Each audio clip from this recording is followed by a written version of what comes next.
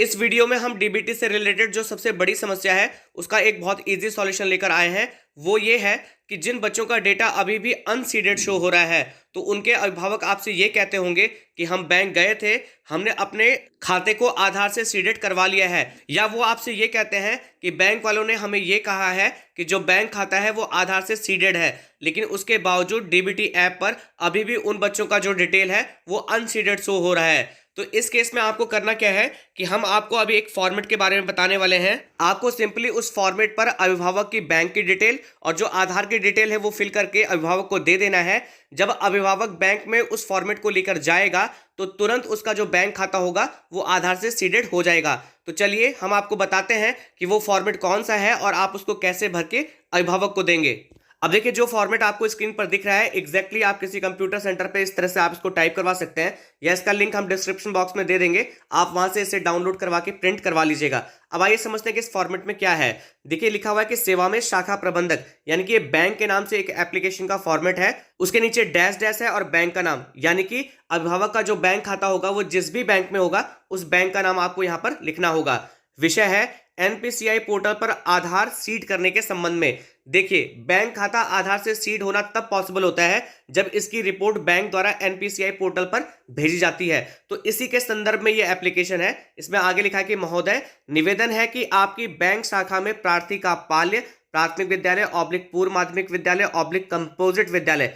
अब क्या करना होगा आपको कि यहां पर जो बच्चा है जिसके अभिभावक का बैंक खाता आधार से सीडेड नहीं है, उस बच्चे के विद्यालय का नाम आपको यहां पर लिखना होगा। तो अध्यापक उस बच्चे के विद्यालय का नाम, अगर वो प्राथमिक विद्यालय तो प्राथमिक विद्यालय का नाम लिख देंगे, पूर्व माध्यमिक विद्यालय है तो पूर्व माध्यमिक विद्यालय, और अगर कंपोजिट विद्यालय है तो कंपोजिट विद्यालय का नाम यहां पर लिख देंगे। विकास क्षेत्र, वो विद्यालय जिस विकास क्षेत्र में आता है, जिस विकास खंड में आता है, उस विकास खंड का नाम लिखेंगे। में अध्ययनरत है, जिसका यूनिफॉर्म बैग जूता मोजा की 1100 रुपए की धनराशि खाता संख्या।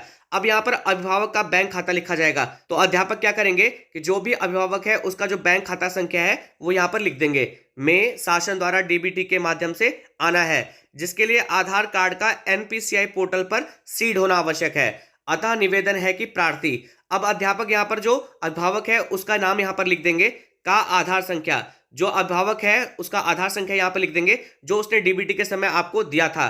का खाता संख्या, दोबारा आपको अभिभावक का खाता संख्या यहां पर लिखना है। से सीड करने का कष्ट करें, तो या तो अध्यापक इस फॉर्मेट को खुद भर लेंगे या अभिभावक को दे देंगे। वो इसे भरकर जैसे ही अपनी ब्रांच पर जाएगा और इस एप्लीकेशन को देगा, प्रार्थी के बैंक खाते को आधार से लिंक करने की जो रिक्वेस्ट होगी वो एनपीसीआई पोर्टल पर भेज दी जाएगी। तो इस तरह से बहुत आसानी से लिखित तौर पर जो अभिभावक का बैंक खाता होगा वो आधार से सीडेड या लिंक हो जाएगा।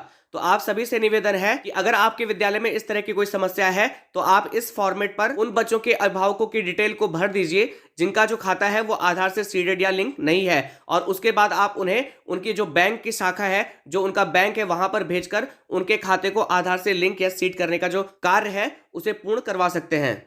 उसके बाद प्रार्थी यानी कि जो अभिभावक होगा वो यहाँ पर अपने हस्ताक्षर करेगा, और संलग्नक के तौर पर आप अभिभावक से कहेंगे कि जो उसका आधार है जो उसने डीबीटी के टाइम पे दिया था उसकी जो छाया प्रति है वो इस एप्लीकेशन फॉर्म के साथ में अटैच करें, और उसके बाद अपनी ब्रांच पर जाकर इस फॉर्म को सबमिट करें। तो मैं आशा करता हूं कि इस वीडियो के माध्यम से बैंक खाते को आधार से सीडेड या लिंक कैसे करवाते हैं उसका एक लिखित फॉर्मेट आप अगर अभिभावक के थ्रू बैंक पर भिजवाएंगे तो जरूर उसका जो बैंक खाता होगा वो आधार से सीडेड या लिंक जरूर हो जाएगा। तो अगर आपको ये वीडियो पसंद आए तो आपसे निवेदन है कि चैनल को सब्सक्राइब करें और इस वीडियो को अधिक से अधिक शेयर करें ताकि सभी लोग इस प्रोसीजर को समझ सकें और जो समस्या अनसीडेड वाली जो समस्या है उसका निस्तारण हो सके। वीडियो देखने के लिए आप सभी लोगों का बहुत बहुत धन्यवाद।